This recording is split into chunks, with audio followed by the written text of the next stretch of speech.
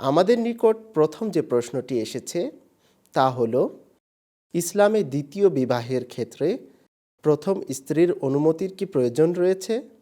যদি যৌক্তিক কারণে কারো দ্বিতীয় বিবাহের প্রয়োজন হয়, সে যদি প্রথম স্ত্রীর অনুমতি ছাড়া দ্বিতীয় বিবাহ করে, তাহলে তার বিবাহ কি জায়েজ হবে? এ বিষয়ে বিস্তারিত জানাবেন হুজ্জাতুল ইসলাম মোহাম্মদ শরীফুল ইসলাম। চলুন দর্শক, উত্তরটি শুনে আসি। আউযু বিল্লাহি মিনাশ শাইতানির রাজিম। বিসমিল্লাহির রহমানির রহিম। আসসালামু আলাইকুম ওয়া রাহমাতুল্লাহি ওয়া বারাকাতুহু।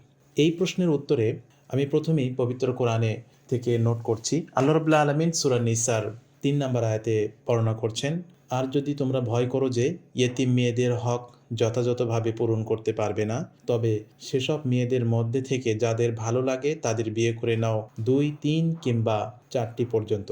আর যদি এরূপ আশঙ্কা করো যে তাদের মধ্যে ন্যায়সঙ্গত আচরণ বজায় রাখতে পারবে না, তবে একটি অথবা তোমাদের অন্তর্ভুক্ত দাসীদেরকে এটি পক্ষপাতিত্বে জড়িত না হওয়া অধিকতর সম্ভাবনা।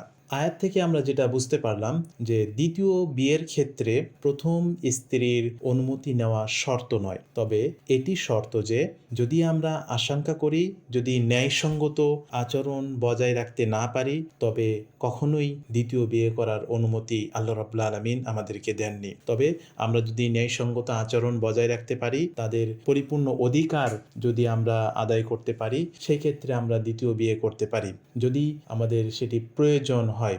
ভাইটির প্রশ্ন মতে দ্বিতীয় বিয়ে অবশ্যই জায়েজ, এখানে প্রথম স্ত্রীর অনুমতির প্রয়োজন নেই। তবে এখানে একটি কথা অবশ্যই বলা বাহুল্য যে আমরা যে দেশেই বসবাস করি না কেন, সেই দেশের নির্দিষ্ট কিছু আইন রয়েছে, সেই দেশের আইন মোতাবেক আমাদেরকে চলতে হবে, যদিও সেই আইনটি ইসলামের শরিয়া মোতাবেক নাও হয়ে থাকে। আমরা বাংলাদেশে বসবাস করছি। বাংলাদেশের মুসলিম পারিবারিক আইন অধ্যাদেশ 1961 এর 6 ধারা মতে দ্বিতীয় বিয়ের ক্ষেত্রে সালিসি পরিষদের কাছে অনুমতি না নিলে দ্বিতীয় বিয়ে নিবন্ধন হবে না।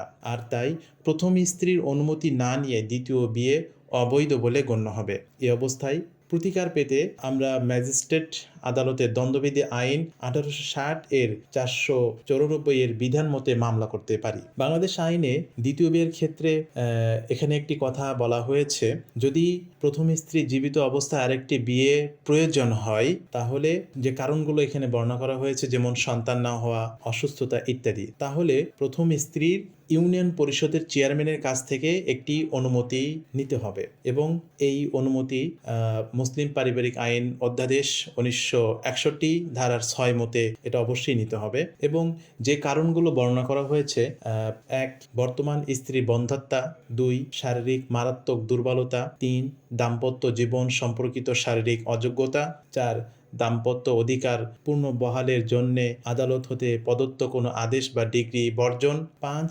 মানসিকভাবে অসুস্থতা ইত্যাদি আরও অনেকগুলো কারণ রয়েছে। এই কারণগুলো দেখিয়ে আমরা চেয়ারম্যানের অনুমতি সাপেক্ষে দ্বিতীয় বিয়ের জন্য আমরা আবেদন করতে পারি এবং সে অনুমতি পেলে অবশ্যই আমরা দ্বিতীয় বিয়ে করতে পারবো। এটা বাংলাদেশের আইন অনুযায়ী। তবে ইসলামী আইন অনুযায়ী কোরআনের মতে প্রথম স্ত্রীর এখানে অনুমতির প্রয়োজন নেই, তবে শর্ত নয় এটা। তবে যেটা প্রধান শর্ত হচ্ছে যদি আমরা প্রত্যেকটা স্ত্রীর মধ্যে সমানভাবে আদালত বজায় রাখতে পারি, সেই ক্ষেত্রে দ্বিতীয় বিয়ের কোনো অসুবিধা নেই।